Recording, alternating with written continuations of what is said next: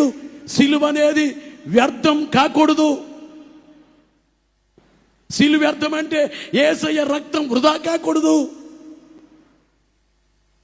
ఆయనంతా ప్రేమ చూపించారు, మన కొరకు రక్తం కాచారు. ఆ రక్తముతో కడుక్కునేదే బాప్తిస్మం.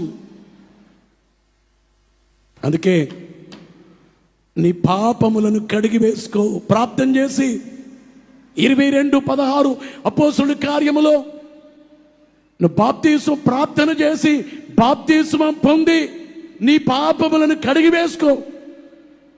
అమ్మా నేను ఇంకా ముందు మాటలే చెప్పడానికి నిలబడ్డాను. ఈ ముందు మాటల్లో చివరిది ఏమిటంటే ప్రభు కొరకు బ్రతుకు.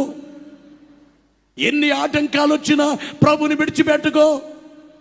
ప్రభు కొరకు ఓ పాత్రగా వాడబడు.